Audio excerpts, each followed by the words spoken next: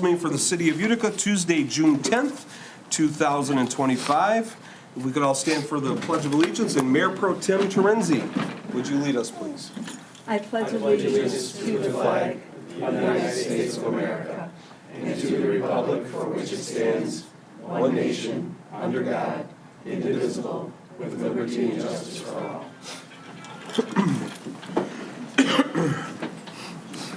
Thank you, everyone. Madam Clerk, will you call roll, please? Terenzi. Here. O'Donnell. Here. Deanne. Here. Backus. Here. Weaver. Here. DeVrent. Here. Mayor Calendino. Here, all present, and we have a quorum. We do have a public hearing scheduled tonight. I would be looking for a motion to enter public hearing. So moved. Support. Motion by Deanne, support by O'Donnell. Any discussion from council? Madam Clerk, roll call vote, please. Terenzi. Yes. O'Donnell. Yes. Deanne. Yes. Backus. Yes. Weaver. Yes. DeVrent. Yes. Mayor Calendino. Yes, motion carries. We are now in public hearing. Mr. Paternoster, can you lead us into our discussion tonight? Certainly.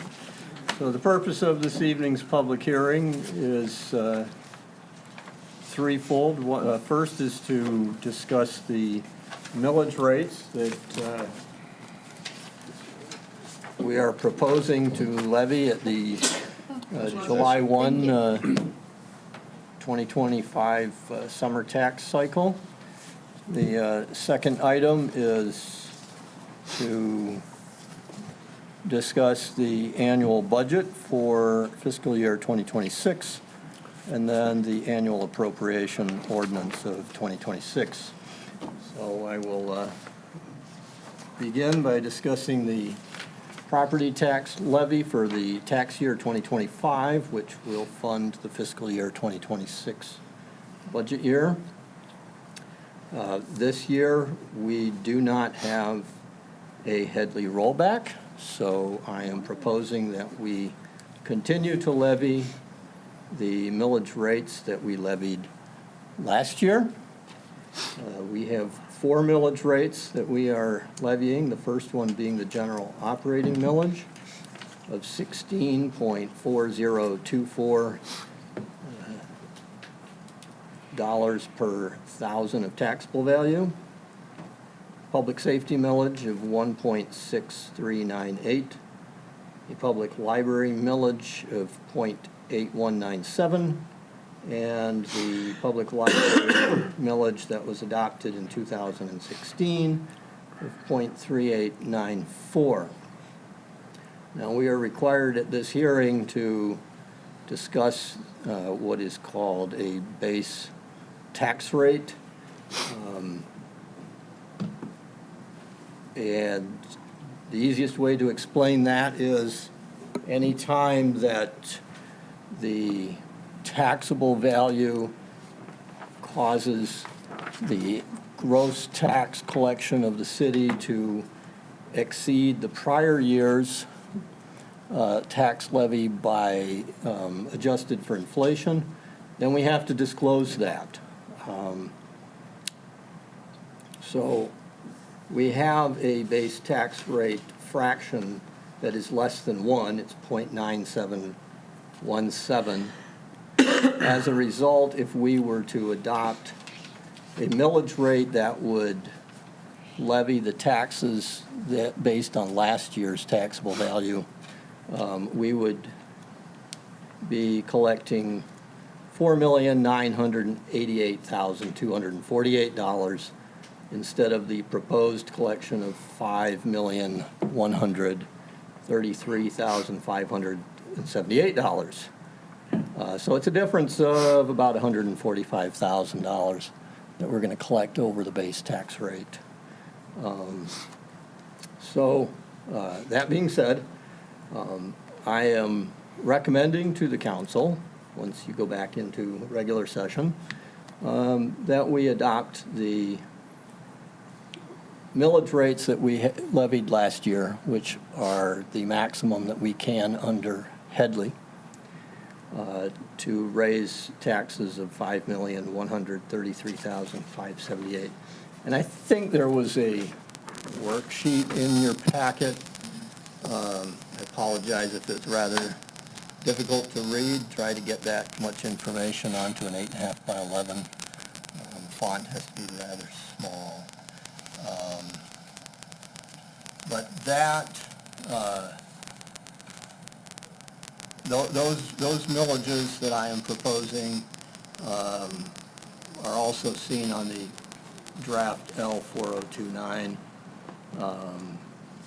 That is the official tax rate request form that we file with the county clerk. So moving on, we have an annual budget for the fiscal year ending June 30, 2026. This budget document includes all of the governmental funds of the city of Utica. It excludes the water and sewer fund, which is an enterprise fund. So we have the general fund budget. We are proposing revenues for 2026. We are anticipating revenues of $7,522,984. Total expenditures of $7,461,070 for a net revenue of $61,914. We have two street funds that are provided funding through State of Michigan gasoline taxes, the major street fund and the local street fund. We are anticipating revenues in the major street fund of $1,412,270, of which $728,000 is a federal grant and $654,270 comes from gasoline taxes. We are proposing expenditures of $1,116,000, of which $936,000 is capital outlay. The remaining is routine maintenance and snow and ice control. The local street fund, we are anticipating revenues of $196,500, of which $180,000 is gasoline tax. Expenditures of $135,000, all of which is routine maintenance and snow and ice control. We have a liquor control fund, which is where we account for liquor license and permit revenue. This is a function of the police department. We're projecting for 2026 license and permit revenue of $8,500, and currently the police department has not projected any expenditures out of that fund. Next one is the building code enforcement fund.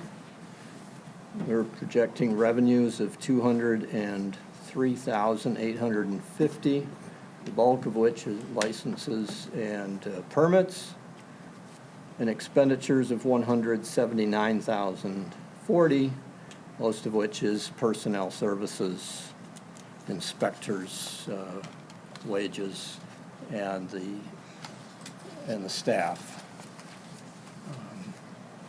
Next is the drug law enforcement fund, another function of the police department.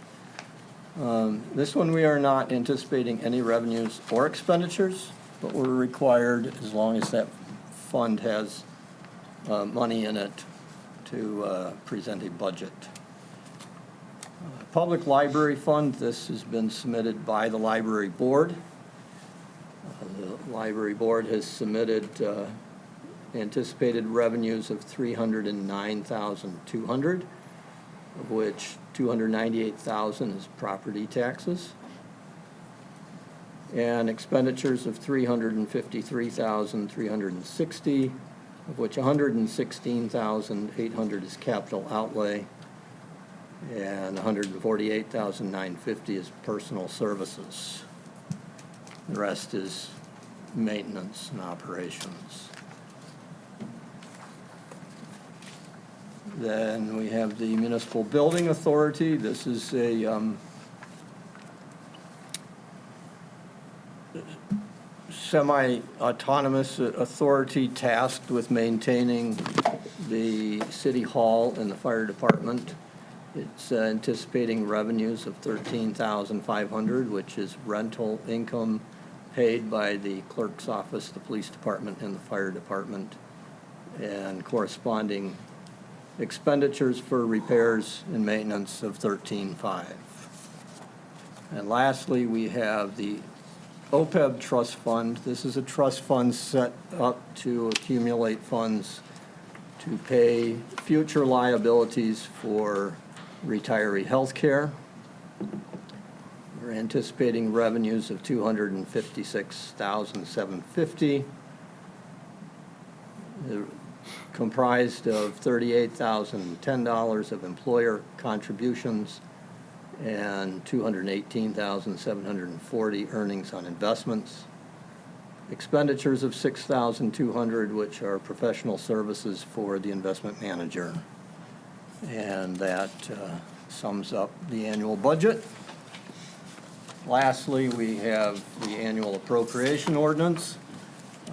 This ordinance pretty much mirrors the annual budget, but it enacts an ordinance whereby the city determines that it will raise taxes to defray the costs of the general fund and the library fund. And again, we are looking to raise from taxation the sum of $5,133,578 to fund the general fund and the public library fund. I will close my comments and open it for any questions. Is there anyone from the public that would like to speak to the items Mr. Paternoster mentioned? As there is not, I would be looking for a motion to close the public hearing. So moved. Motion by Mayor Pro Tem Terenzi, Support. support by Councilman O'Donnell. Any discussion? Madam Clerk, a roll call vote, please. Torenzi? Yes. O'Donnell? Yes. Deanne? Yes. Backus? Yes. Weaver? Yes. DeVrent? Yes. Mayor Calendino? Yes, motion carries. We're back in regular session. At this time, we open up the floor for public comments for any items listed on the agenda. If you'd like to address any of those items, you'll be given 3 minutes. Is there anyone in the audience that would like to speak to any item on the agenda? I guess I will. Fine, if you could step to the podium and give us your name and address, please. Hi, Kevin Abdallah, 38229 Pine Brook, Sterling Heights, Michigan, 48310. Kevin, I'm the former owner of Cloud. I'm no longer the licensee at Cloud Cannabis. We sold it about 1.5 years ago, and I'm just here to observe. Thank you, sir. Is there anyone else? All right, moving on. All the items in consent, I'd be looking for a motion to approve all items in consent. So moved. Motion by Terenzi. Support. Support by Weaver. Any discussion? Madam Clerk, roll call vote, please. Torenzi? Yes. O'Donnell? Yes. Deanne? Yes. Backus? Yes. Weaver? Yes. DeVrent? Yes. Mayor Calendino? Yes, motion carries. Thank you, everyone. Under unfinished business, we had amendment to the City of Utica ordinance, use of consumer fireworks. This was based on a change in state law. Ms. McGrail, would you like to lead us through This that? is based on a change in state law and just exactly mimics the actual hours in state law that fireworks are allowed to be set off. It's found on page, I believe, 24 of your packet. And I know there was a little bit of confusion last. It was flipped around the opposite way at the last meeting, but that's been corrected. Excellent. Does anyone have any questions for Ms. McGrail? If not, we would be looking for a motion to approve the ordinance as presented. So moved. It should be a motion to adopt. To Mr. Mayor, adopt Mr. Mayor, I'll make a motion to adopt the ordinance as presented. Motion by Deanne, Support. support by Terenzi. Any discussion from council? Madam Clerk, roll call vote, please. Torenzi? Yes. O'Donnell? Yes. Deanne? Yes. Backus? Yes. Weaver? Yes. DeVrent? Yes. Mayor Calendino? Yes, motion carries. Thank you. Next, under unfinished business, is the POLC tentative agreement. This is our police union. Again, we had to postpone this last meeting because we discovered that there was a requirement that the actuarial needed to be provided to the pension board and council 7 days prior to taking a vote for review. That has been done. So at this time, we would be looking for a motion to approve the tentative agreement and authorize the drafting and signing of a collective bargaining agreement in accordance with the terms therein. So moved. Support. Motion by O'Donnell, support by Dion. Any discussion from council? Madam Clerk, roll call vote, please. Torenzi? Yes. O'Donnell? Yes. Deanne? Yes. Backus? Yes. Weaver? Yes. DeVrent? Yes. Mayor Calendino? Yes, motion carries. Thank you, everyone. We have no correspondence under new business. First item is rezoning parcel, let me get my breath, 11-07-33-402-004 from R3 to MXD.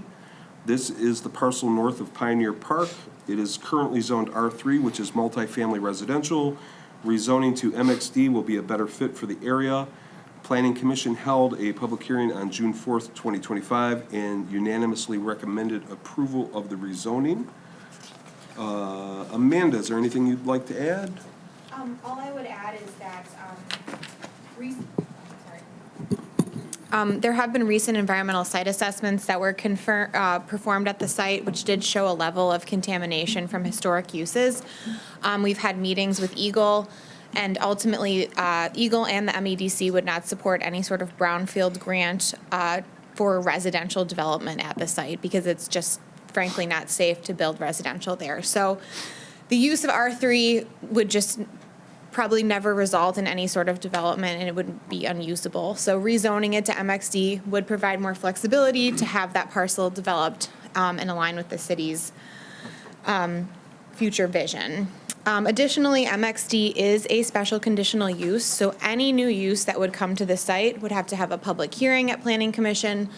The developer would work very closely with myself and the city to go through site plan review and approval. The public would have plenty of opportunity to provide input and feedback on the proposed use. And again, it would be a public hearing and then final approval by city council. So it actually gives you guys a little bit more latitude and more say in what goes there than R3 does as well. And then just to add in, we did have some residents from the adjacent community in Shelby Township that just came out, just kind of asked some questions about what this meant.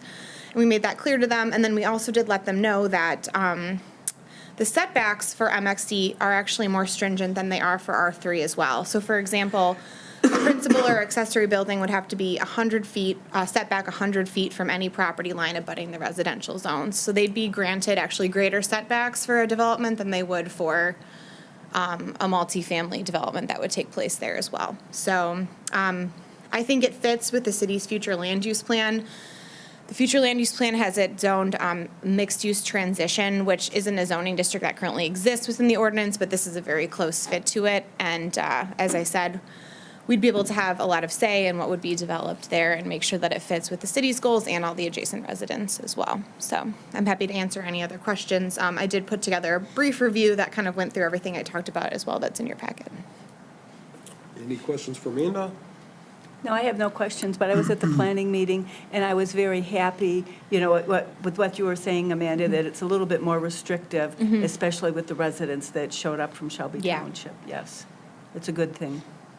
Yeah, we had, I don't know how, probably maybe 10 Yeah. Shelby residents and 0 Utica residents. I did think that's That I'm funny aware because there are Utica homes that abut that land as well, but everyone was from Shelby Township, so. All right, if there's no questions for Amanda, we'd be looking for a motion to approve rezoning parcel 11-07-33-402-004 to MXD. I'll make that motion. Motion by Terenzi, Support. support by O'Donnell. Any discussion from council? Madam Clerk, roll call vote, please. Torenzi? Yes. O'Donnell? Yes. Deanne? Yes. Backus? Yes. Weaver? Yes. DeVrent? Yes. Mayor Calendino? Yes, motion carries. Thank you. Next on the agenda is an ordinance amendment, fireworks sales not permitted from temporary structures. In summary, Michigan law changed to permit restrictions on the sale of fireworks from a temporary structure, which is defined as a movable structure that is used in the sale, display, storage, transportation, or distribution of fireworks, including but not limited to a tent or stand. Planning has recommended passage of this zoning ordinance. Amanda, is there anything you'd like to add to this one? That's okay. Nope, this was unanimously approved by Planning Commission. Initially, the language had just stated temporary tents. After discussion, we did determine that we have seen sales in, for example, like shipping containers or things like that. So we wanted to adjust the language to include it as structure, so it kind of blanketed that whole, anywhere there would be a temporary sale of fireworks, it would be prohibited. So, yeah, other than that, it was, like I said, unanimously supported by city council, or by planning commission, and it's just a simple single line amendment to the administration section of the ordinance within zoning, so. Any questions for Amanda? If not, we would be looking for a motion to adopt amendment to the Code of Ordinance for the City of Utica, Appendix A, Article 21, Section 2107, adding subsection 13, whereby the sale of fireworks shall not be permitted from a temporary structure. I'll make that motion. Motion by Terenzi, Support. support by Dion. Any discussion? Madam Clerk, roll call vote, please. Torenzi? Yes. O'Donnell? Yes. Deanne? Yes. Backus? Yes. Weaver? Yes. DeVrent? Yes. Mayor Calendino? Yes, motion carries. Thank you. Next on the agenda is a motion to approve sewer forgiveness at 45410 Vanker. I believe a Ms. Dawson is here tonight. If you could step up to the podium, give us your name and address, please. Hannah Dawson, 45410 Baker Avenue, Utica. Thank you. And could you explain what your request is tonight? Yeah, so we filled our pool and we were just asking for forgiveness on the sewer portion of our water bill. Because we're not draining into the sewer, we're just filling the pool. I'd like to ask why you did not get an area maintenance meter. Are you aware that we have a program, an area maintenance meter program that allows you to separate your water for in-home use, which obviously gets sewer charges, and outside use? No, and then I also did call the city multiple times before because I've never obviously done this before, just to inquire about it, and I couldn't get a hold of anyone until after the pool was installed. Okay. It's a bit of a slippery slope for us, because we do offer that program for that exact purpose. If we make exceptions, then anyone with a pool or anyone that has a hot rod that they wash on a daily basis, or somebody that's very meticulous about their lawn, we would probably see a increase of people coming asking for forgiveness on their sewer charges when we do have an existing program, for that very purpose. Historically, council does not forgive these types of sewer charges. We have in the past made exceptions when there was a pipe leak or something to that effect, where our DPW goes out and verifies that water did not go into the sanitary system, went to a storm drain or something to that effect. This case is, at least in my opinion, a little bit different. Does anybody have any questions for Ms. Dawson? No. I really wish that you had, been able to contact us, or you kept making the effort to contact us to get the area maintenance meter. I have to vote no because I know that this would set a precedence. So I do feel bad that you weren't able to do that. I think I called like 4 or 5 times, and my husband did at least 3 times as well. And then the male who I spoke to, I can't remember his. Did you leave messages? Yeah, multiple messages, and the male I spoke to said the individual was out of office on vacation, so he was catching up with messages, and this was already after the fact. And I would have done the meter thing, I had no idea that was even an option. And we can do it moving forward. Any other questions for Ms. Dawson? What's the actual water bill in dollar It's in your Figure- packet. It's in your packet. Yeah. It's a very large packet. It's 258.67. Two Oh, what? wait, that's the, if that's late, hang on. 235. 235? Sewer is 141.72. Okay. Yeah. All right.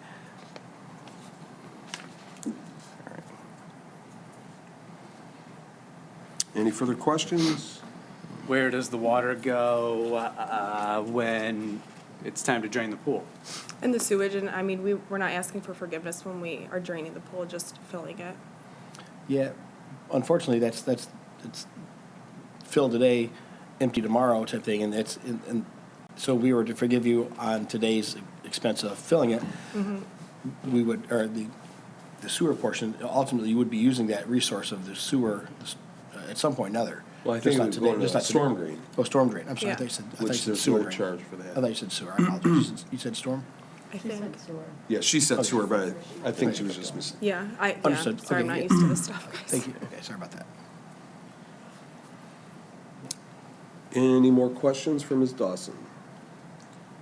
If not, I'd be looking for a motion to either approve or deny sewer forgiveness at 45410 Banker Avenue. I'll make that motion to deny. sewer Support. forgiveness.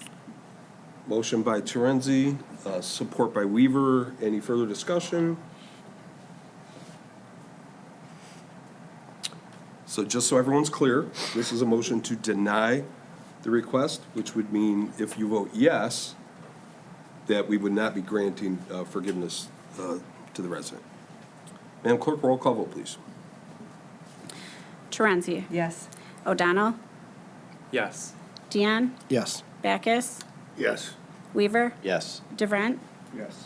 Mayor Calendino. Yes, motion carries. Sorry, Okay, thank you. but thanks for coming out tonight. Yeah, thanks. Next on the agenda is our local economies grant. The city of Utica has applied for a Michigan Municipal League Local Economies Grant. This project hopes to activate the parcel between Deanna's Barbershop and Mr. Miguel's Cantina with a mural on that adjacent wall that I think we've all talked about for several years. That little pocket park would include a cement pad, picnic table, and bicycle rack. The picnic table would be painted to thematically complement the mural, in the same color scheme, same design, by the same muralist.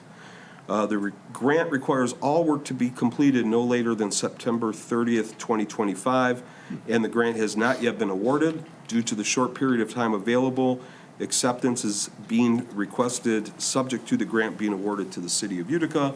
The grant request is for $8,000 with no city match requirements. And in your packet, you'll see a conceptual drawing of what that mural would look like. Again, this is on Deanna's Barbershop wall.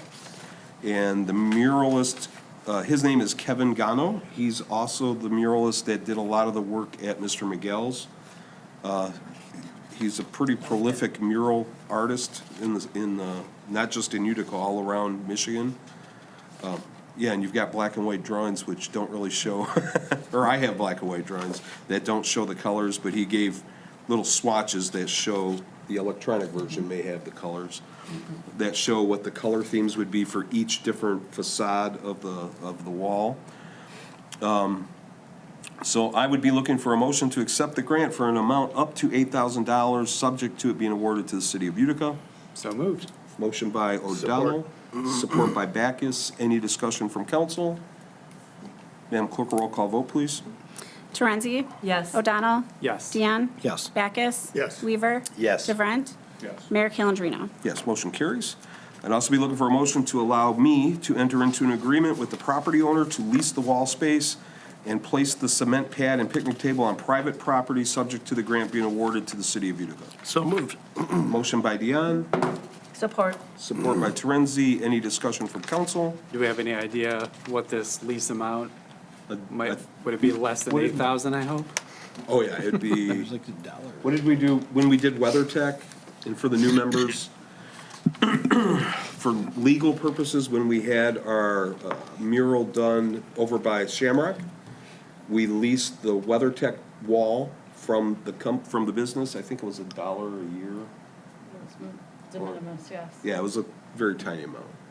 And it just gives us control of that project. It also prohibits the owner to say, oh, I don't really like the mural, I'm gonna paint over Right, it. You yeah. know, it kind of protects the investment that we're making. Or the Michigan Municipal League is making, I guess. Thank you, Mayor. No problem. Any further discussion? Mr. Mayor? Yes, sir. Cost-wise, so is there a cost? The budget's about, I The think budget's it's, 8,000, but what's the cost of the mural? And I then think plus it's you're putting six- a slab in too also, right? Is it gonna be covered by the 8,000? yeah, I don't see that in here. Everything will be covered under the 8,000. Okay. I think it was actually a little shy of the 8,000. We didn't quite spend everything. I think maybe 500 less than 8,000. 7,500, I believe, was the final number.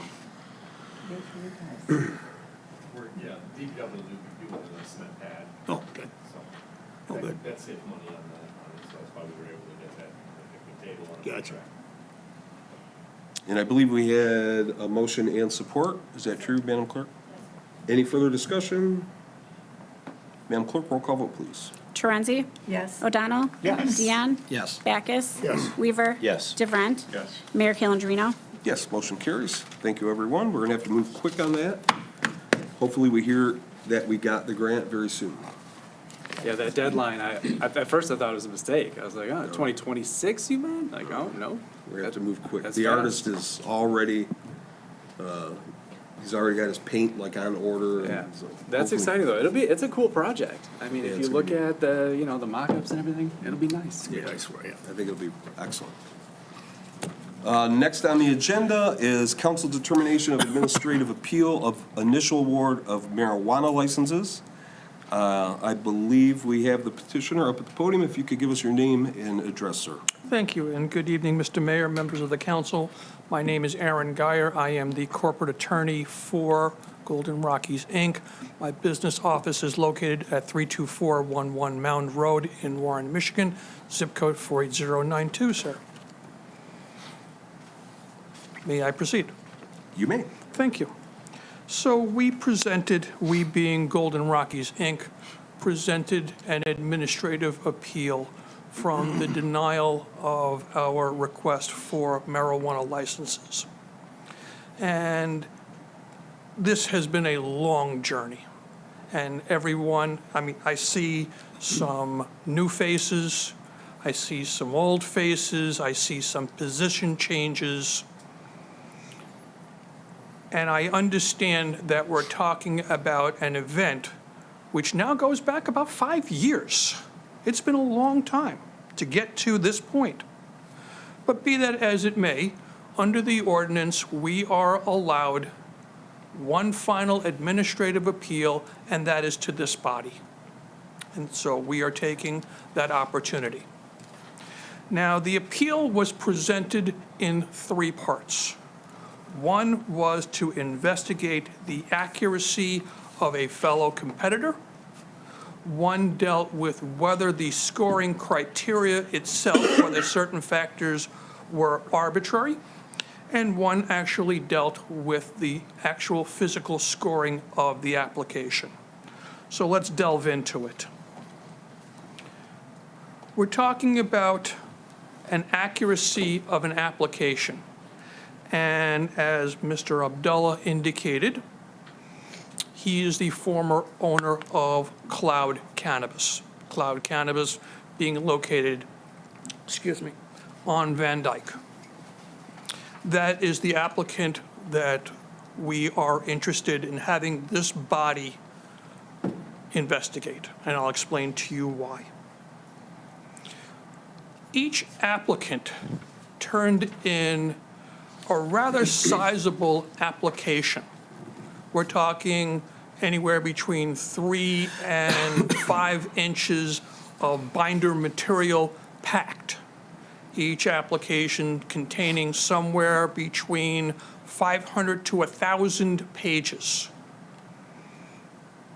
Now, within each application, each applicant had to sign an attestation.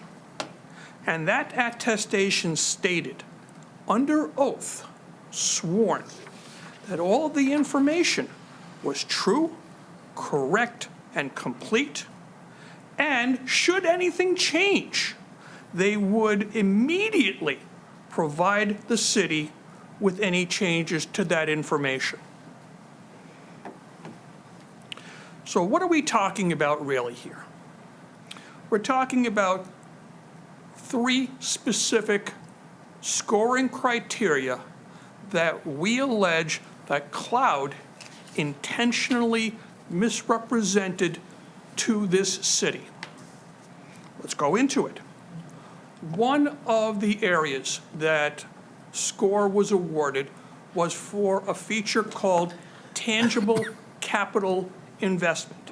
How much money were you going to invest in your project? Now, Cloud said that they intended to invest approximately $2.8 million into their project. That was broken down as $1,178,075 for construction, $1,150,000 for the acquisition of real estate. So now let's look at those 2 components. Did Cloud actually spend $1.1 million for construction? Not even close. According to this city's building records, their permit was for a whopping $250,000, not $1.1 million. They also said that they were going to buy the property for $1.15 million. They didn't buy it. Someone else bought it. Bless you. Oh, I thought you were going to sneeze. Thank you. And they got the credit. So they received a score based on their representation that they were going to spend 2.8, when in reality, they only spent $250,000. At the beginning, I said to you about what was in their attestation.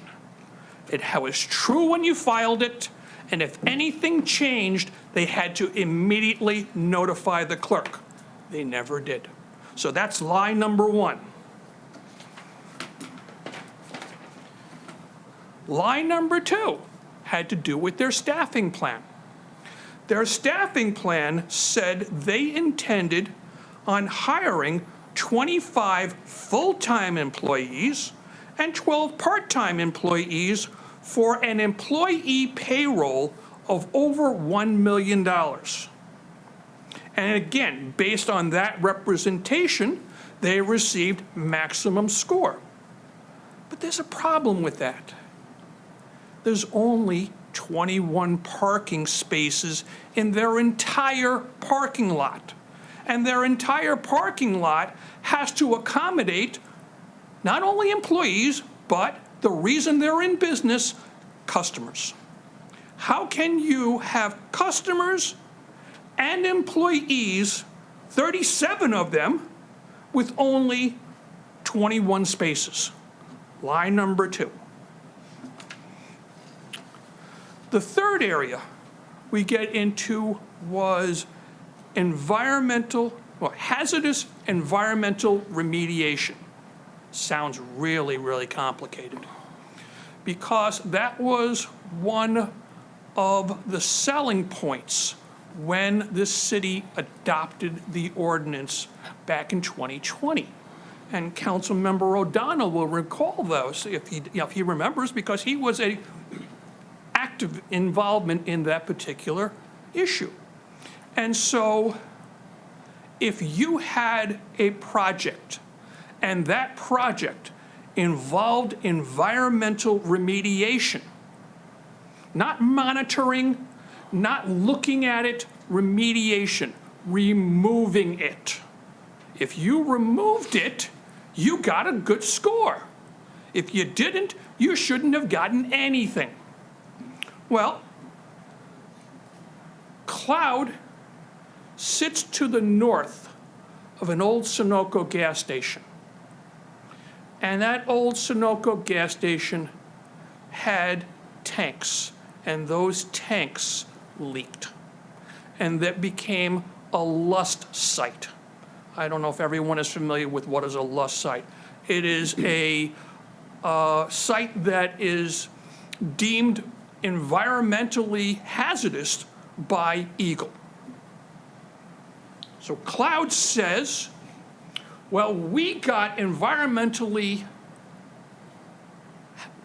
stuck with the gas station's problem because their hazardous materials migrated to the north. But there's a problem with that. And the environmental experts testified the exact opposite way.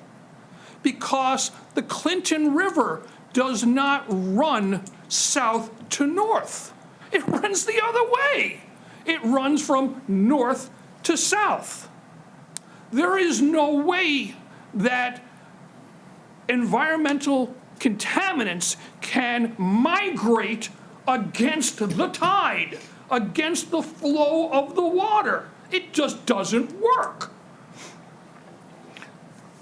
Cloud also said that they intended to remediate their site and remove all of these nasty PNAs.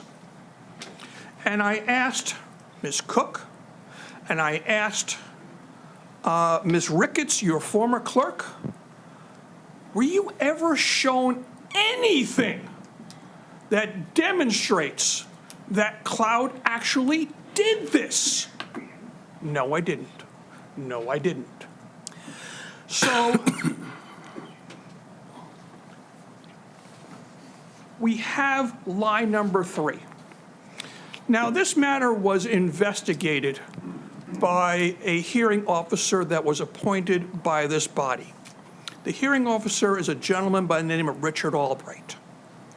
Richard Albright is a very well-seasoned lawyer. I've been in the game for 38 years.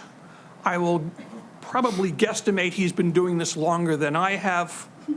He is also East Point City Attorney. He became the hearing officer who listened to all of the evidence and all of the testimony and wrote a report for Ms. Cook. And in it, he says, the hearing officer would be remiss if he did not recommend the city clerk investigate whether Cloud violated the ordinance after the awarding of licenses through its own acts or own omissions. Now, this is not me saying this. This is a lawyer who was hired by this body to investigate. And he's saying, I would be remiss if I didn't say, hey guys, you need to take a look at this. Now, Ms. Cook, with no insults intended, simply took the position saying, well, wait a minute. This city operates through the affirmative vote of its council. So in essence, she has passed the buck to you. And so in essence, I am asking you what hearing officer Albright would be asking you. And that is, we are simply asking for a ruling from this body that the city clerk investigate whether Cloud made these false representations and to report her findings back to this body. I don't think that's an unreasonable request. The second criteria we're looking at has to do with whether the actual scoring itself made sense. And I looked at 2 particular categories. One had to do with whether the applicant possessed sufficient resources to fund their project. Makes perfect sense. Hey guys, if you're going to get into the game and if you can't afford to build, why are you getting into the game? But the scoring was not based on a comparison of what is the cost of your project versus how much do you have. Instead, scoring was based on what were the members' net worth. That's just half the answer. Having the money is only half the answer.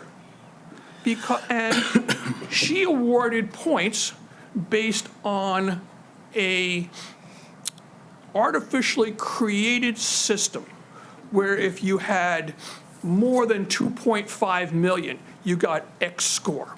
If you had between 2.5 and 1 million, you got a different score. If you had less, and it went down chronologically. But it overlooks the question that's asked. Because if I said, hey, I have 5 million net worth, I can show you right now my bank check account, and my bank checking account shows an account balance of $5 million. That's nice, but if my project cost me $6 million to build, what's the point? I can't get into the game.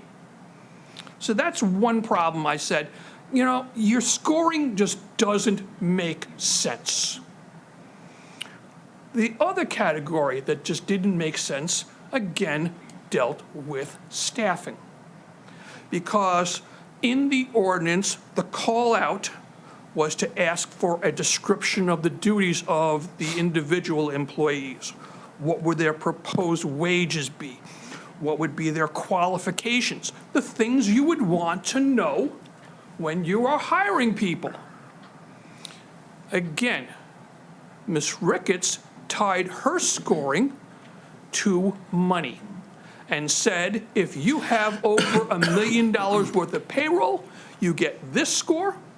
Actually, I think she said you get 1 point for every $100,000 worth of payroll. So if I have one employee and I pay that one employee $1 million, I get a full score, regardless of what that employee does. If I have 100 employees and I pay them $10,000 each, I get the same score. But that has nothing to do with whether the employee is qualified. And that's what the category asked, but that's not what she asked.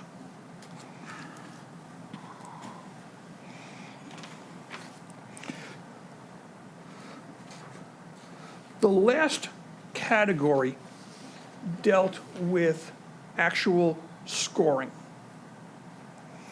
And in my application, one of the categories dealt with whether you had any past acts which would be detrimental. Now, under your ordinance, there were two ways that you could receive a score. One is you submitted an iChat. Two, you submitted other materials provided that they were dated within 30 days of application submission. Okay, we did just that. We submitted the documents that were all date stamped within 30 days and showed that the one stakeholder had no detrimental acts, which makes perfect sense because you also had to be pre-qualified by CRA. CRA is the Cannabis Regulatory Agency, which is the governing body by the state over marijuana facilities. And in order to get pre-qualified, you couldn't have a history of bad acts. Makes perfect sense.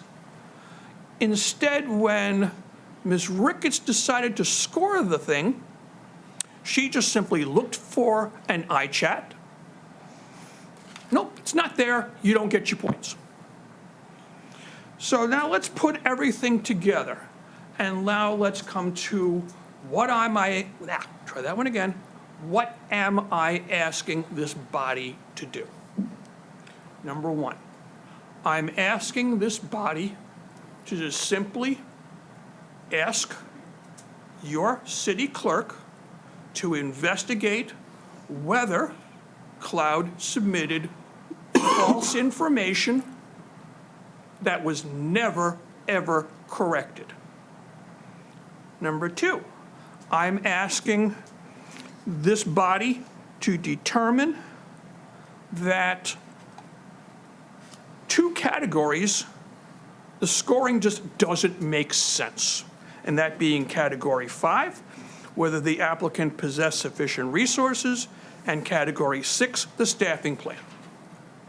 Now, finally, in number 3, I'm asking for some scoring changes. As to the score of Golden Rockies, we're asking that the record of detrimental acts, the score be changed from 0 to 5 because we did provide the materials. We're asking that the score be changed from 4 to 10 in the staffing plan because, again, it was based on an incorrect scoring guide where, in fact, we itemized everything that was identified in the ordinance. What are the duties? What are the benefits? What are the qualifications? Everything was laid out, line for line, what was called for. Finally, we're asking that the scoring of Cloud be changed in the following reasons. One, we're asking that their score for removing environmental hazards be changed from 20 points to 0 because the call of the category was removal of environmentally hazardous materials, and in fact, nothing was ever removed from the site. 2, we are asking that the tangible capital investment score of 20 points be reduced to 10 points because, again, they did not spend $1.178 million to build, nor did they spend $1.15 to buy. And finally, we're asking that the consistency of land development category be changed from 4 points to 0 points, again, based on their own presentation. We have 35 employees with 21 spaces, but yet we can still do business and still operate and have places available. That just doesn't fly. So again, with those in mind, if the panel has any question, I am more than happy to answer as best I can. Thank you. Does anyone from council have any questions for Mr. Guyer? For the record, Mr. Guyer, Mr. Albright's I think you need to speak a little bit. For the record, Mr. Albright's almost 10 years younger than you, not older than you. I wasn't talking about age. I was talking more in terms of experience. But if Rich has less experience than I do, then I stand corrected, He Linda. was admitted in 1997. Is that real? Really? So it's 28 years. Okay. I got him by 10 years. I thought he looks older than he does. But that's not intended as an insult. So do I, but I think we're going to move on. Is there any questions for Mr. Guyer at this Only point? 35. Is there anything you'd like to add to the discussion, Ms. McGrill? No, I think there's just a couple things I want to point out. First of all, these applications pursuant to FOIA are not available via FOIA. So Mr. Guyer has not seen Cloud's application, nor has Cloud seen Mr. Guyer's application. So a lot of the statements are based on conjecture that are brought to council, I mean, before the hearing officer. To the extent that arguments were made about tangible capital investment, I will just point out that Cloud represented that it was going to put $2.8 million in. We cannot ascertain what was actually spent on construction at the site, but we did pull a deed showing that Cloud bought the property for $1,150,000, not the $200,000 that was said on the record here. What really matters here is what was known by the city clerk at the time she was scoring these applications, what happened after the fact. really is irrelevant as to how she scored these applicants. Again, along the lines that I've said, and Mr. Geyer referred to the gas station as a left site. I will note it is a closed left site, meaning it has been closed off so that it is not supposed to be leaking. But Mr. Geyer has not seen the phase 1 or phase 2 environmentals that were submitted by Cloud to show what contaminations there were, or if Cloud says it was coming from the gas station or the Clinton River or anywhere else. Parking In for addition, employees. there were arguments made at the administrative hearing that he couldn't possibly have 25 full-time and 12 part-time employees. I'll, just indicate that would not be all 37 employees working at once, but I also obtained a lease from the Boyer law firm that he had, that Cloud was using to park employees down that location because of its limited amount of parking. So I think, discrediting those two out of 4 issues that were raised by Mr. Geyer. We don't have a lot of documents. Some documents we just don't have because the sale of the premises to the new owners, and I don't have the means to get that. I don't have necessarily subpoena powers. They're not subject to FOIA. Mr. Albright did uphold the scoring of the applications.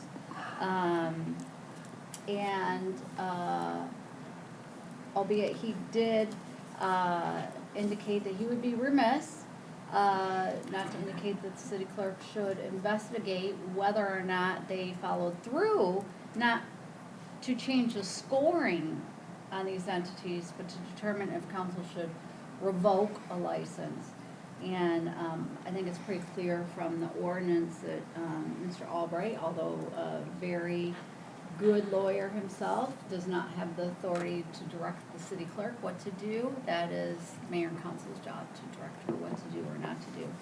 But I would argue that in light of the misstatements that we know are true as far as what was spent on the real estate, the temporary lease, a motion to deny this appeal would probably be most appropriate at this time.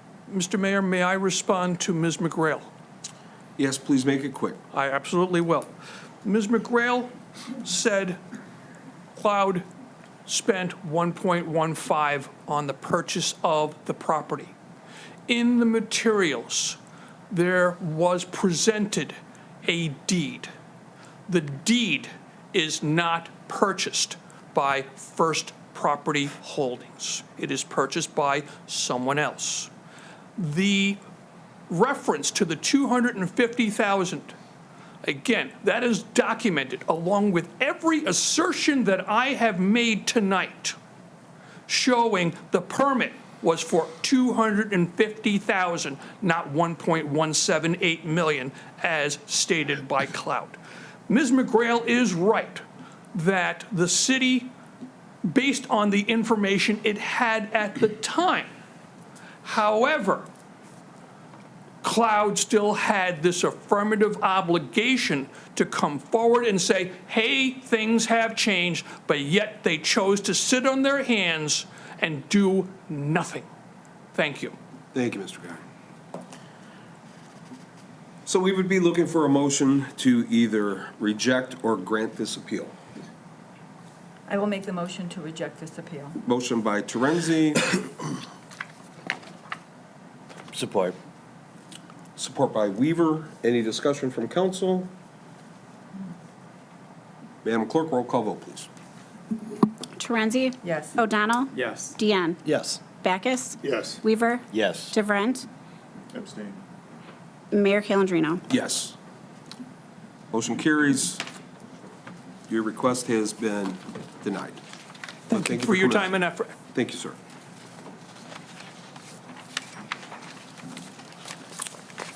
All right. On to department reports. I would like to just give a quick report about our Memorial Day ceremony. Thank you for all the council members that came out, Mayor Pro Tem and others. It was a success. The American Legion, Post 351 did a great job. Also, the Marine Corps League was there doing color guard duties and a gun salute. Very nice turnout this year. I'd also like to thank Judge Steve Sarosky. He was our key speaker, and he told a very heart-wrenching story about his father in World War II. There were a lot of tears in the eyes of the audience, including my wife's. I'll neither confirm nor deny if there were any of mine. I was wearing sunglasses, so you can't prove it either way. I heard you whimpering. But it was really a great event. Also, I'd like to thank Buscemi's owner, Mike Abro, for providing refreshments for all the attendees. After the event, everyone met at the American Legion Post. So in all, it was a very, very nice ceremony. Does anyone else on council have anything to report tonight? All right, we have nothing from planning, assessing, or building. Our library director, Catherine Francis, is excused tonight, but she did relay message to me that Councilman O'Donnell was going to give us an update on some things. I am once again the messenger boy, yes. So, just a quick reminder, because of course we already know, this Saturday is the kickoff event for the library summer reading program. This kickoff event is going to feature a bounce house and a petting farm. Oh, yeah. We are, and she did want to make sure that I publicly called out the sponsors. I mean, this is going to be a really fun, much bigger, or not much bigger, pardon me. It's going to be a fun, sort of more activity-filled event. So many thanks to Activate Utica, Dave & Buster's, Dairy Queen, Sam Sorrento's Pizza, USA Tire, Jimmy John's Field, Zap Zone, and the New Rink. So we will see you all this Saturday at 2 p.m. at the library. Excellent. Thank you, Mayor. Thank you. I heard the book sale was a big success. Yes, I heard I have yet to get the full debrief, but rumor has it went phenomenally. Excellent. Yeah. All right, thank you very much. Chief Wilczek, report from fire. Yeah, Mayor and Council, tonight I'm requesting approval of 2 grants that the mayor got for us through the state of Michigan by his diligent acts. So, Thank you, Chief.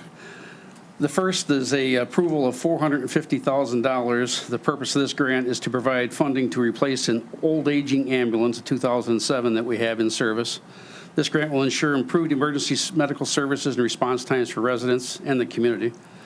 The funding will help maintain reliability and efficient care, enhancing the public for residents and surrounding areas. The total amount of this request is $450,000 with no city match. I would request a motion to accept the grant and move forward. So moved. Motion by Terenzi. Support. Support by Deanne. Any discussion from council? Madam Clerk, roll call vote, please. Torenzi? Yes. O'Donnell? Yes. Deanne? Yes. Backus? Yes. Weaver? Yes. DeVrent? Yes. Mayor Calendino? Yes, motion carries. Your next item, Chief. Yeah, the second items are, the city of Utica has been awarded a grant request from the state of Michigan for the purchase of an EMS command response vehicle and 3 LifePak 35s, which are defibrillators, automatic defibrillators, and cardiac care units. Support the public safety and emergency medical services mission in our community and surrounding communities through our mutual aid. And this amount of this grant is $300,000, and again, no city match required. Motion to accept the grant is what I'm asking for, with no city match for fire EMT equipment. So moved. Motion by Terenzi, Support. support by DeVrent. Any discussion from council? Yes, I want to go back to the last one. My favorite part of this request is that the response times for the residents of the community. So the ambulance will help the response time, so I'm excited about that. So moving on to this one. Excellent. Any further discussion? Madam Clerk, roll call vote, please. Torenzi? Yes. O'Donnell? Yes. Deanne? Yes. Backus? Yes. Weaver? Yes. DeVrent? Yes. Mayor Calendino? Yes, motion carries. Thank you. Anything else to report tonight, Chief? Not tonight. All right, thank you, sir. We have a special guest tonight. Sergeant Erdl is filling in for Chief Kaluzny, who is out gallivanting somewhere. On his way to Europe. Yes. So thank you, Mayor, Council. First thing for us, with the police department, is the Gracie Survival Tactics Training Course. It's an instructor level class that allows some of the members that have previously trained and are currently training with jujitsu to go to this class, and it builds on their experience to bring back to the police department, that they can train us for some ground fighting tactics. I know the chief has personally went to this class. He thinks it's very useful and it's very worthwhile. So we'd like to send 2 officers. The total training cost is $3,000 at $1,500 per person. The training is in September, but due to the availability, we'd like to pay for it now, just so we can reserve our spot. So just request a motion to approve and register the 2 officers for the Gracie Survival Tactics class for $3,000. I'll make that motion. Motion by Terenzi, Support. support by DeVrent. Any discussion from council? Madam Clerk, roll call vote, please. Torenzi? Yes. O'Donnell? Yes. Deanne? Yes. Backus? Yes. Weaver? Yes. DeVrent? Yes. Mayor Calendino? Yes, motion carries. Okay, I do have one question. Is that from 2025's budget, or it will be in the new budget? Do you don't know? I'm not quite familiar. I believe we're gonna take it out of this year's Okay. budget. Yeah, if you're saying we're paying for it right away. Yes, Great. meeting and training expenditure line item. Okay, perfect. Thank you. Thank you. Your next item, Didn't mean Sergeant? to stump you. The next, the purchase of some duty ammo. Request the purchase of duty ammo from Vance's Law Enforcement at state contract price.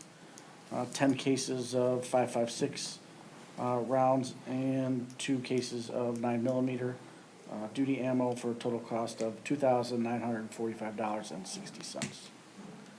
So request a motion to make that purchase of $2,945.60 from Vance's Law Enforcement.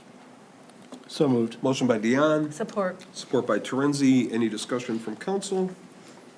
Madam Clerk, roll call vote, please. Torenzi? Yes. O'Donnell? Yes. Deanne? Yes. Backus? Yes. Weaver? Yes. DeVrent? Yes. Mayor Calendino? Yes, motion carries. And on to your next item, Sergeant. They really piled it on for my first one, didn't they? I know they did, didn't they? Traffic Control Order 25-01. It's regarding the traffic between the alley on Cass, the alley between Cass and Brownell, behind Host and the businesses there. The north side of the alley is already marked. No parking, standing, or stopping. The south side does not have any traffic control order established at this time. It does have some various non-legal signs that some people have placed, which, becomes a problem when you're trying to traverse back there. People just randomly parked. It's not, the back alley is not part of any parcel boundaries and owned by the city, so we're allowed to post a traffic control order. We had been in talks with the DPW and the fire chief regarding posting these signs for loading, no parking, loading and unloading only on that side of the road to remain clear for just traversing that area and for emergency vehicles. I'd like to request a motion to approve traffic control order 25-01 and have DPW superintendent order and install the proper signage. So moved. Motion by Deanne, Support. support by Terenzi. Any discussion?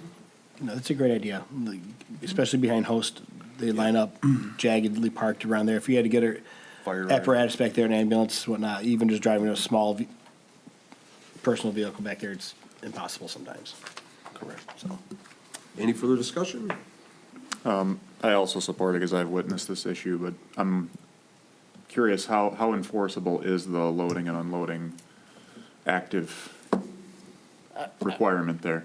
If we get a parked car there and we find that belongs to a resident, I just blow our just someone that goes into business, we could write them a ticket. Parking ticket? Parking ticket, you Okay. know, if it's blocking emergency vehicle access, we can tow it if it need be. Okay, thank you. Madam Clerk, roll call vote, please. Torenzi? Yes. O'Donnell? Yes. Deanne? Yes. Backus? Yes. Weaver? Yes. DeVrent? Yes. Mayor Calendino? Yes, motion carries. And last item for us is the budget amendment, fiscal year '24 regarding Act 302 training funds. Every year, state of Michigan distributes training funds for police officers throughout the state. The state adjusts those amounts every year, and due to budget, the chief had underestimated our allotment at $4,200, and we had received $5,030. So we just request a motion to amend the fiscal year '24 budget for both Act 302 revenue and expenditure to $5,030. Actually, the motion should be for fiscal year '25. There's a correction. 20.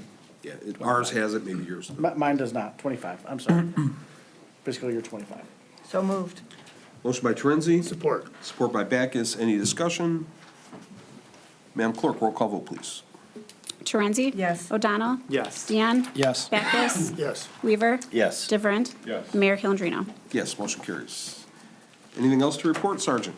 That is all, thank you. I would like to say I had the distinct honor of attending the North American Active Assailant Conference with Sergeant Erdl, Assistant Fire Chief Randy Plant, and Chief Kaluzny. I only was able to go the one morning on Friday. I believe all you gentlemen went for the whole conference. All day Thursday and all day Friday, yes. Yeah, and it was really eye-opening. They reviewed the New Orleans New Year's Day tragedy. They went over every detail. They had the police chief, the fire chief, the EMT chief, the detectives, probably 6 or 7 officials from New Orleans there with, audiovisual aids. It was a 2-hour discussion where they just broke down every little bit of that incident.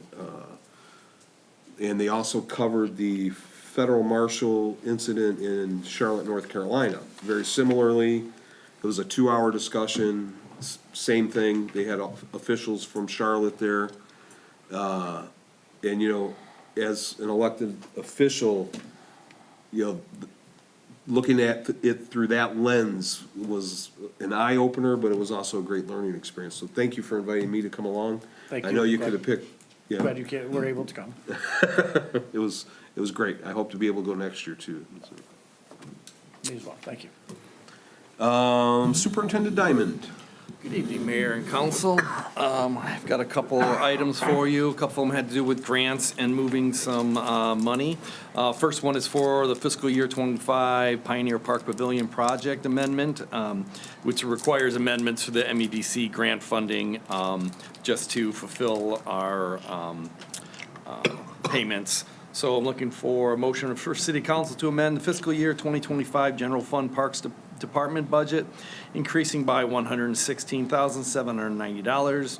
The revenue account 101-751-549-000-397210. Other state grants, MEDC 397210, increasing by $55,000 in the expenditure account 101-751-821-000-397210. Engineering, MEDC 397210, and increasing by $61,790 the expenditure account 101-751-974-000-397210. Parks Development, MEDC 397210, for engineering and construction related to the Pioneer Park Pavilion. That's a mouthful. It's a mouthful. Got it out. So Superintendent Diamond is looking for that motion. I'll make it. Motion by Torenzi. Support. Support by DeVrent. Any discussion from council? Madam Clerk, roll call vote, please.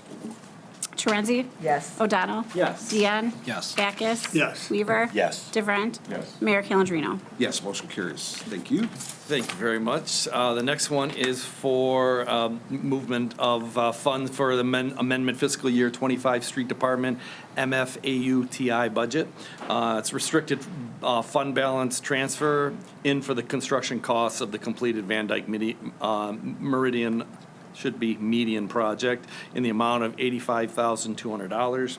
So I'm looking for a motion for city council to approve amending fiscal year 25 street department budget to allow the transfer in from restricted fund balance 101-441-692-000 MFA UTI to street construction MFA UTI 101-441-971-300 MFA UTI in the amount of $85,200. Mr. Mayor, I'll make a motion to support what Mr. Diamond just explained. Support. Motion by Deanne, support by Torenzi. Any discussion? Madam Clerk, roll call vote, please. Torenzi? Yes. O'Donnell? Deanne? Yes. Backus? Yes. Weaver? Yes. DeVrent? Demolition. Sorry, Yes. thank you. Mayor Calendino? Yes, motion carries.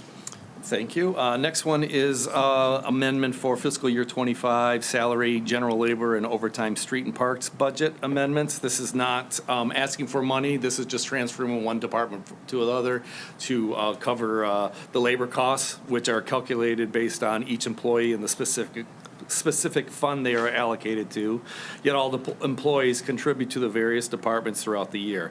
This fiscal year, the streets department had seen the highest level of activity, requiring an adjustment of funds to adequately support street labor and overtime by reallocating funding from park salary, general labor, and overtime. So I'm asking for two motions. A motion for city council to approve amending fiscal year 2025 general fund streets and parks department budgets, decreasing parks salary, general labor 101-751-703-000 by $20,000, and increasing street salary, general labor 101-441-703-000 by that $20,000. So moved. Motion by Torenzi, Support. support by Weaver. Any discussion?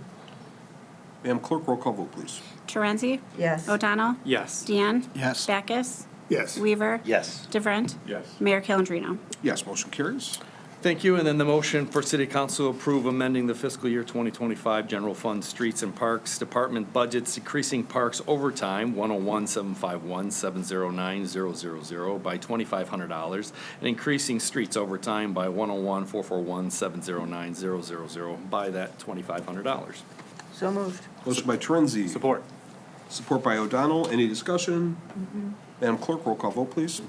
Torenzi? Yes. O'Donnell? Yes. Deanne? Yes. Backus? Weaver? Yes. DeVrent? Yes. Mayor Calendino? Yes, motion carries. Thank you. Item D, the water and sewer budget amendments should have been pulled from this. The mayor did an administrative allocation, so that one can be removed.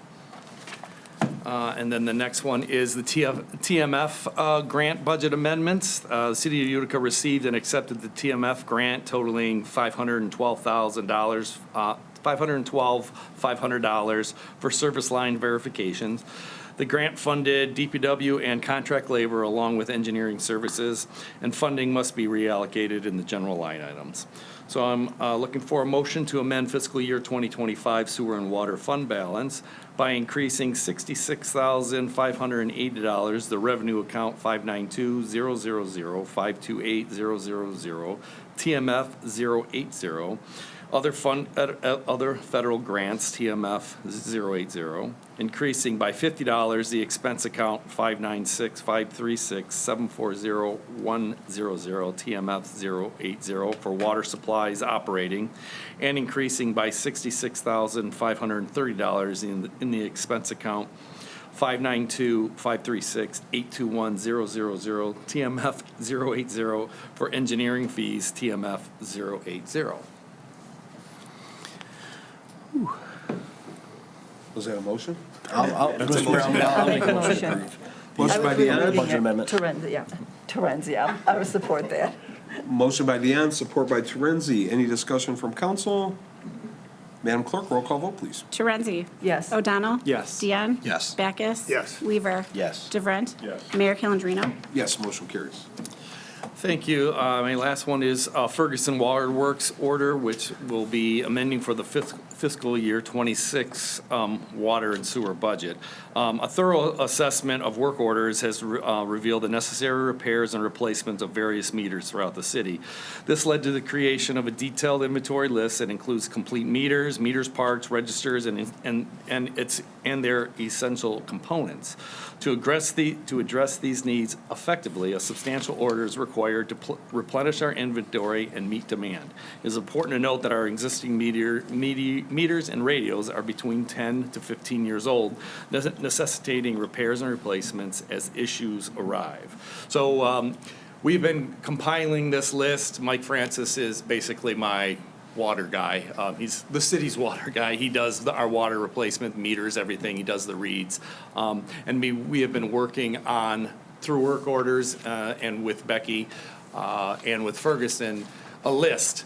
But when it comes to the end of the year, we get to that list, we've been waiting on, quotes from Ferguson. And just so we can meet the demand of the ones through our work orders that we've been pushing off or just making minor repairs, we came to that, this quote. And as you can see, it is a healthy quote, but this gets us moving, this gets us to all the known that we have, and then we can start moving forward on the new ones as we find throughout the year. So speaking with the treasurer, he said, let's get this on budget so it's ready to go. We can get this ordered, and then we can start knocking these out. So this is on the next budget that starts July 1st? Yes. Okay. I'll make the motion for this. So I'll make a motion for city council to approve the purchase, Ferguson quote bid B106428 in the amount of $24,600 from water and sewer meters 592-536-740-110 for fiscal year '26. So moved. Motion by Terenzi, Support. support by O'Donnell. Any discussion? Madam Clerk, roll call vote, please. Terenzi? Yes. O'Donnell? Yes. Deanne? Yes. Backus? Yes. Weaver? Yes. DeVrent? Yes. Mayor Calendino? Yes, motion carries. Thanks, Bill. Lots of work. I would just like to add a lot of this budget reallocation stuff. It's part of the exercise of the quarterly budget review that we talked about that I've been doing, this year. So, we're finding this GL is a little bit short, but we have money left in this GL, so that's why you're seeing a lot of these, because we're getting very close to the end of this fiscal year. So we're just tidying up the budget, moving small amounts of money, that was originally budgeted, but it was in an account that we ran short on, so we found money in other GLs and moved it around, so. And I will add, the treasurer and I, we have noticed when we applied for the grants and you accepted the grants, we failed to put on that same one to, okay, now let's move the money. Well, okay, that we received the money, let's move the money right away. This is why we're trying to catch up on those, so. Yep. Perfect. I have nothing else really tonight, except everything's, it's crazy time for, spring, but everything's going well. And I hope you're enjoying your flowers, because they look great. You look really nice. And me and Brad, not just Oh, you me and Brad, okay. Yeah, we're the flower people. Truly. Yep. If you have any questions for me. Thank you. Thank you, Mr. Diamond. I have a quick question. So we, mercifully, we've got the train tracks lifted, removed from Auburn Road. Is there any way we can get that when you're traveling, obviously from my perspective, from my house, traveling east toward downtown? Is there any way we get that first set of traffic lights? I'm currently working on that with MDOT and Macomb County. Not quite sure whose responsibility, because they should have been already removed on the Dobry side when Sterling Heights had it down. Gotcha. So they were confused on that as well. So Gotcha. that is in the works. Yeah, when I swung by, because I'm right around the corner, right? So when I swung by, there was the meeting at the tracks. That was my first question. Like, hey, a lot of these people want to turn right, but they're actually stuck at that light, so they actually, the line is way longer than it really needs to be. They're like, yeah, we'll take the light out too. So I was like, great. That didn't happen, so just wanted to follow up. So Yes. thank you. Yep. And that project went very smooth. Conrail and MDOT, I couldn't, it was a little bit tough for some of the businesses and Jimmy John's as well, but Conrad, once we got the right person to talk to, in 3 weeks, those were removed. So I'm pretty happy with that. I know that it's been an ask for a while. Yeah. I'm glad it finally got taken care of. And I think the road was shut down. I don't even, was that even 24 hours? I mean, it was. Yeah, no, it was roughly 24 hours. Yeah, I mean, it was so. quick. It was really good. So, thank you. Thank you, Mr. Diamond. Mr. Paternoster. Mayor and council, you have before you a 2025 tax rate request submitted by myself, the treasurer. Submitting to you a request to levy the following 4 millages. City of Utica General Operating Millage, 16.4024 mills to be levied July 1.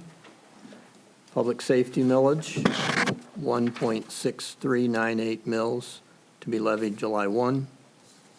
Public Library Millage, 0.8197 mills to be levied July 1.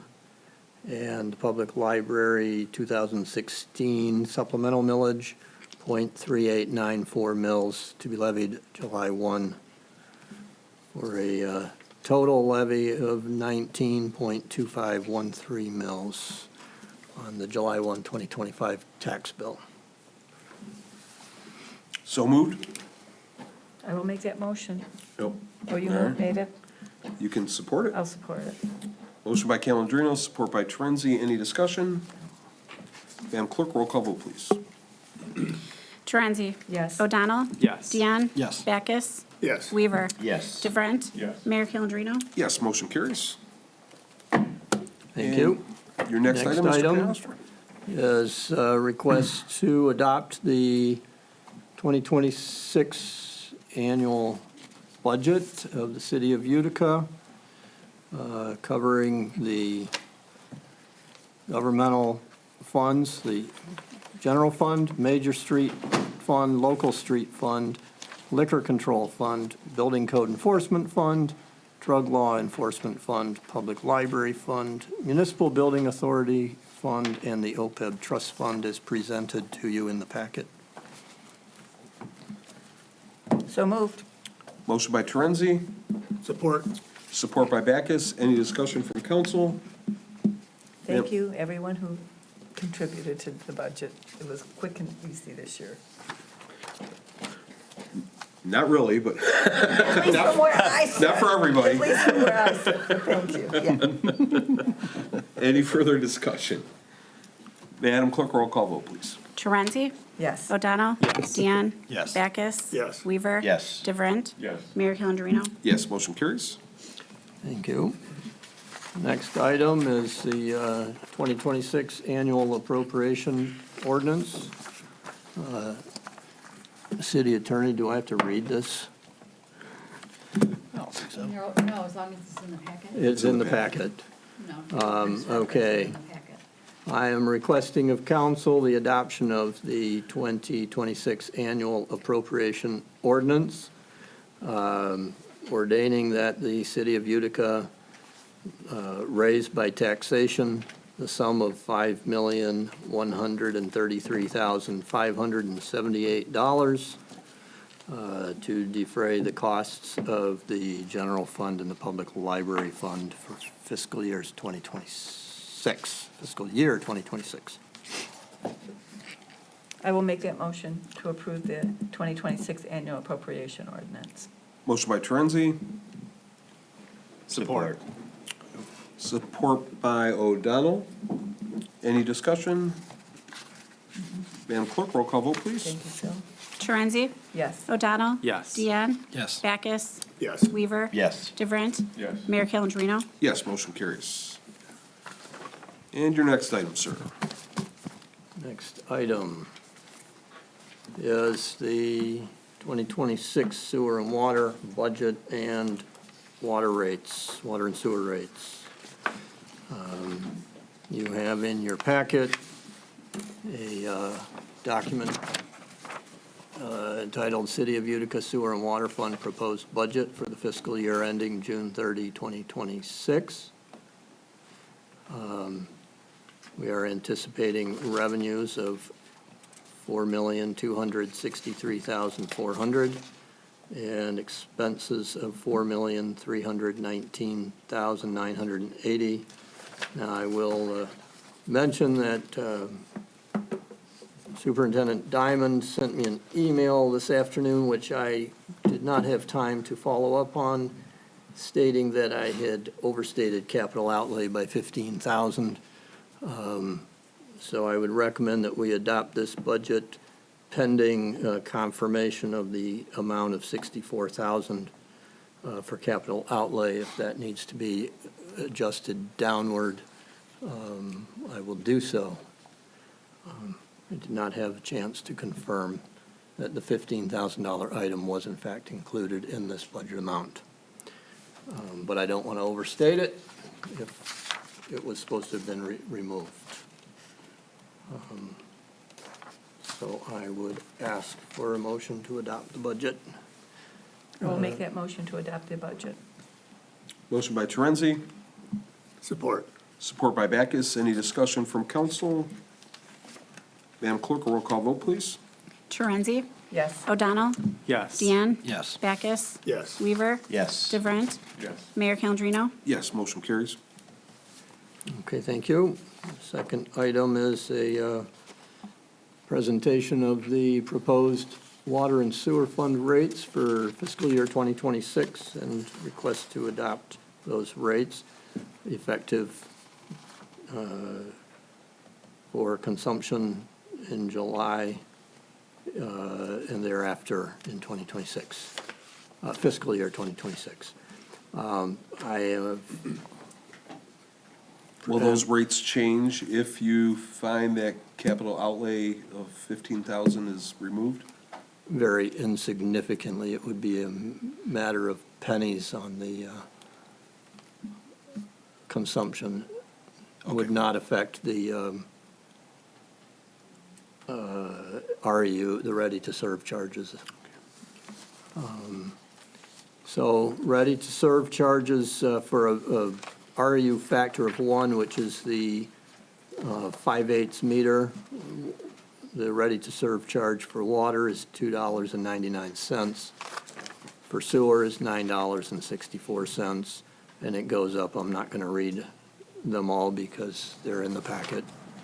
And the consumption charge per 1,000 gallons for water is $6.58, and the sewer charge $11.71. That is per 1,000, does not take into any consideration the size of your meter, pure consumption. Okay, I'll make the motion to adopt the sewer and water budgets for the fiscal year ending June 30th, 2026. Rates. Rates. It says budget. Sorry, I put those backwards. Okay. Motion by Terenzi, Support. support by Weaver. Any discussion? I would like to say, Phil, great job. The rates did not jump as much as many of our surrounding municipalities. A lot of that is because of the grants that we got, I would assume, for the sewer lining and for the service line replacements and the lift station grants. It's hard to give an exact percentage of, what they went up because we have water consumption, sewer consumption, ready to serve. So it depends on, and also your meter size. So, we can't really just say this is the percentage increase because there's a lot of factors that control that. But it was much smaller than I was hoping. I've been keeping my eye on other municipalities around us, and unfortunately, their rates went up considerably more than ours. So, great job. Thank you. DPW, and to you as well, Mr. Paternoster. Any further discussion? No, thank you, Phil. You're welcome. Madam Clerk, roll call vote, please. Torenzi? Yes. O'Donnell? Yes. Deanne? Yes. Backus? Yes. Weaver? Yes. DeVrent? Yes. Mayor Calendino? Yes, motion carries. Anything else to report tonight, Mr. Paternoster? Nothing else to report. Thank you, sir. Madam Clerk. Mayor and council, in your packet is a firewall installation that the police department and city hall are in need of. Right now, we have 2 separate firewalls. We're looking to save a little bit of money and have one firewall. They do expire on June 16th, so replacement is required. But this renewal will be good for 3 years. So I'm asking for a motion for city council to approve the renewal and replacement of the firewall through Simplified Business Solutions in the amount not to exceed $4,450, $2,225 from office equipment from the police department and $2,225 from office equipment from the clerk's department. I'll make a motion, Mr. Mayor. Do we need a budget amendment motion as well, or no? We do not. Okay, very good. Then I'll make a motion to approve the firewall installation as presented by the clerk. Motion by Dion. Support. Support by O'Donnell. Any discussion? Madam Clerk, roll call vote. Torenzi? Yes. O'Donnell? Yes. Deanne? Yes. Backus? Yes. Weaver? Yes. DeVrent? Yes. Mayor Calendino? Yes, motion carries. Thank you very much. Anything else to report tonight? No, sir, thank you. Thank you very much. Parks and Rec, Ms. Schmidt.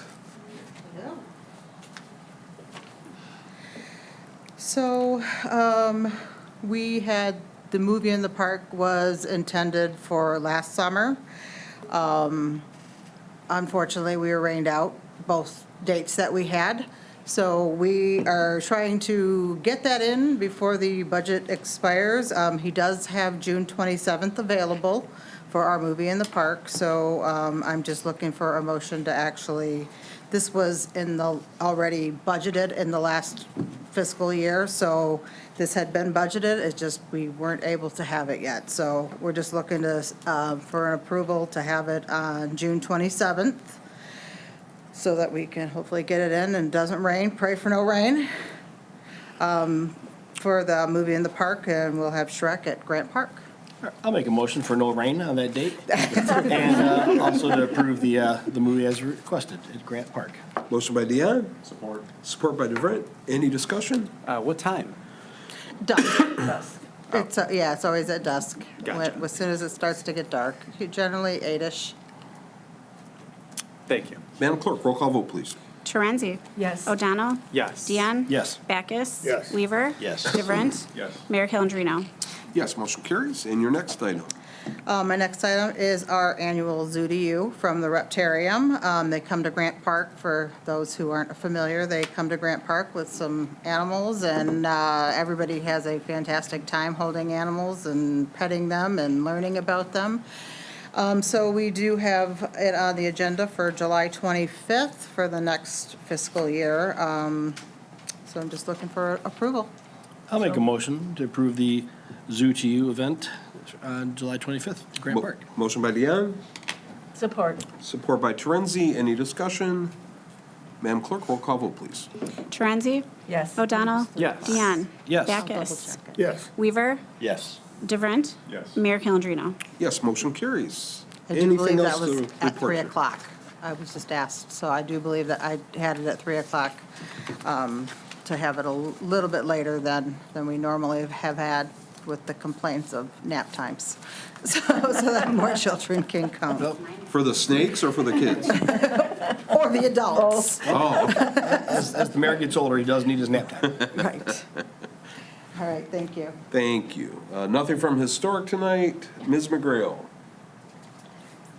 Good evening, Mayor and Council. The only thing I have for you at this point is the MAC collective bargaining agreement, because we did reach or we had what we thought was a tentative agreement and had enough time to actually draft the agreement as well. We went ahead with the latter and just drafted the CBA.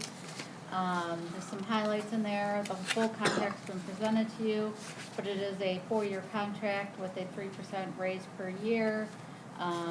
With a change to the midnight premium, some changes to the minimum requirements to try and get more activity out of our Participation.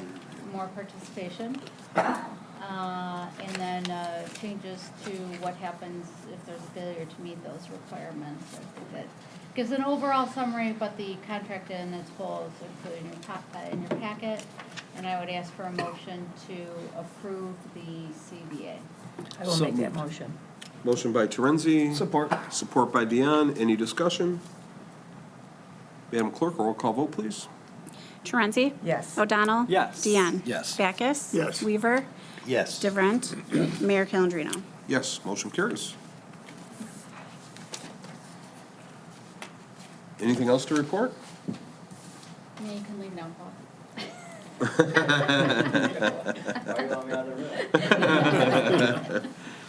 All right, at this time, we open the floor for communication from the public for any item at all. Is there anyone from the public that would like to address council? Yeah, I'll do public of you. All right, if not, I'd be looking for a motion to adjourn. So moved. Motion by Dion, Support. support by Terenzi. Any discussion? Madam Clerk, a roll call vote, please. Torenzi? Yes. O'Donnell? Yes. Deanne? Yes. Backus? Yes. Weaver? Yes. DeVrent? Yes. Mayor Calendino? Yes, motion carries. We are adjourned. Thank you, everybody.